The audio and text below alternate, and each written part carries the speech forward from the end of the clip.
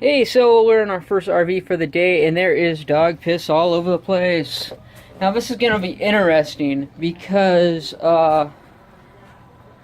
if you look down at the vent here under the carpeting and there's regular carpet padding. Well, it's actually attached to the carpet.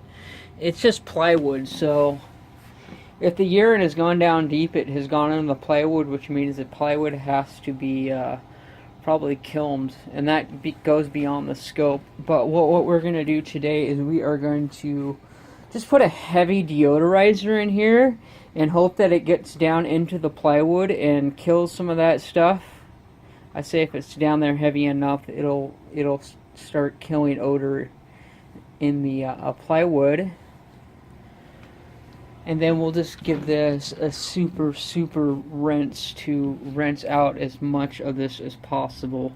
There is a chance that we'll be able to salvage this. However, there is no guarantee on something in this condition. But man, if it turns out, talk about being a hero, you guys. Okay, chem specs. Kill odor is what we're going to be using today. This is pretty powerful stuff. They have a kill odor regular and they have a kill odor plus. This is the cheaper of the two. However, it is very potent. I've used it in multiple situations and never had an issue with it. I believe the plus might have more of an enzyme sort of treatment to it. I'm not positive. I have to go back and check the specs on them to see what they do, but this goes down, the dilution is like 1 to 5, so it's pretty good. So you make it up, for what we're doing with the amount of piss that we're dealing with, I'm putting in about 32 ounces per gallon of water. That way it is super concentrated, a little bit more than the recommended amount. But we are doing with pretty harsh urine, so a little bit more is usually a little bit more in your favor. Alright, so the objective here is to take this kill odor regular that we made up, and we made it up full strength, maybe a little bit heavier dilution. It is an odor killing cleaner. So the idea is to put it on fairly hard. I think we're going to end up using the entire 2 gallons of the product in here. And the idea is that it's going to hopefully saturate down and kind of seep a little bit into the padding and possibly the plywood underneath, just to kill up or to kill some of the odor that's in there. But what is interesting, in the back area look like this here, and after applying the product and just agitating it with this brush here, it actually looks a lot better. Obviously there's a lot of urine in there, so I have faith that this is going to actually turn out pretty decently. So what we're going to do is we're going to treat this, I'm going to agitate it well, then I'm going to go grab some lunch and have it ready to go. And then by the time we get back, it may be ready for regular extraction, cleaning treatment. We might just let this thing dwell for a couple hours while we're working on other RVs, but I have some pretty good faith that this is going to turn out pretty good.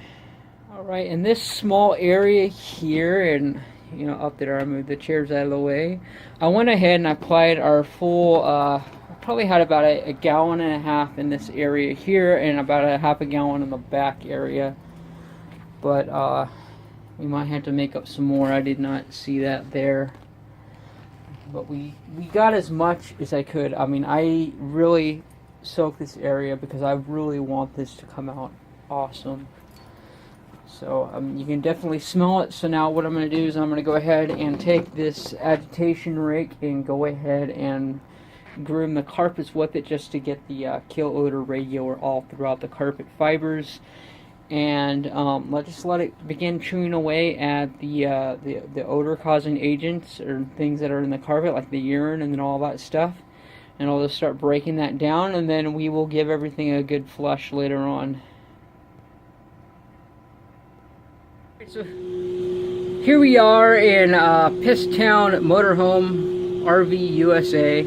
We're going to give us an extraction. Things have been dwelling in here for a couple hours. Again, like I said, we're just going to go through, give it an extraction to get that enzyme cleaner deodorizer out of here, and then we will go back over it with a sodium carbonate, as well as using our upholstery tool to get a little bit more detailed along areas that we won't be able to reach with our wand, like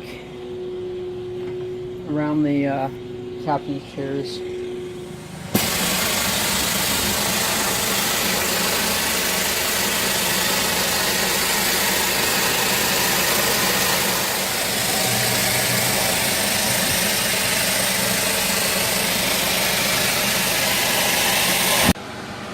Okay, I saw a comment on Facebook. Someone was asking if you go backwards or forwards ever with your wand and laying down water, and whether or not you're causing any problems by doing that. And my reply to that was simply, it depends upon your purpose for why you're doing it. Now, in a situation where I'm literally wanting to give us a good flush, I am going to hold down my trigger, and I'm going to go both forwards and backwards, because what I'm doing is I'm just laying down a ton of water and I'm just allowing it to rinse. So the purpose for me doing this is just to give everything a good rinse. But you also have to keep in mind that if you do this, you got a ton of water sitting in the carpet here, and you're going to want to do multiple dry passes to get as much of that water back up out of the carpeting as you possibly can. Now, granted, right now our PSI is only around 250, so we're not like completely blasting water through the floor or anything like that. So, yeah, just depending, you just get the feel for it, what you need when you need it. So, figure out what works for you, and that is really the best rule of thumb, is to actually do your own experimentation and find a system that works for you, rather than relying upon someone else's equation, because their equations are based upon their equipment, and their equipment, you could be using a 14 horsepower blower compared to a 24 or 32 horsepower blower. So there's a lot of other things that are involved in figuring out, what works best for you. So, with that said, I hope that puts a little bit of clarity on that situation.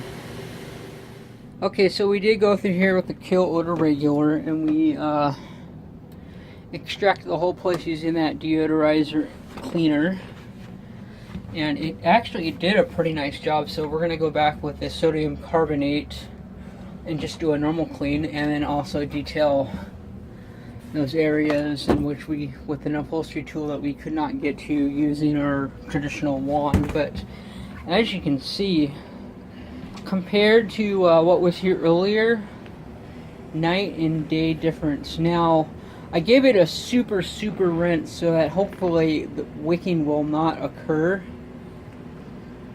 but you never know. So what I may end up having to do is wait until you see how this dries while I'm working on other. I'm going to go ahead and clean this with the sodium carbonate.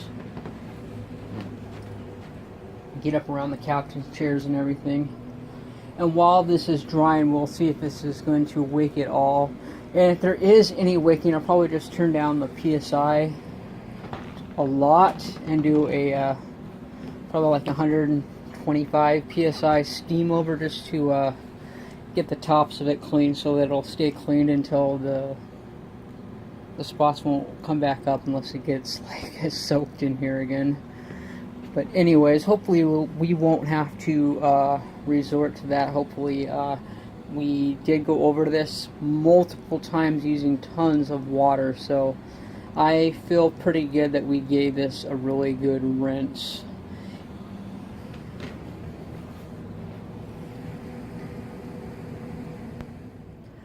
Alright, so we spent quite a bit of time in here, and I'm pretty happy with the way it turned out. This was urine all over the place. We rinsed and rinsed and rinsed, and finally what I was doing, so I go over, do a triple rinse, quadruple rinse, whatever. Then I'd break off my upholstery tool, which is clear, I like a little view window in the wand, it would help, but it was just pulling up more urine, and all kinds of dirt from the carpet. So generally you don't go through and you pull out absolutely every single little speck of dirt that you possibly can. You get it to like an adequate place and call it good. But however, I just wanted to get this cleaned up as good as possible, so I pretty much went until it wasn't pulling up any more dirt at all, and it looked like the water was coming out pretty clear, and I'm happy with what we got here today.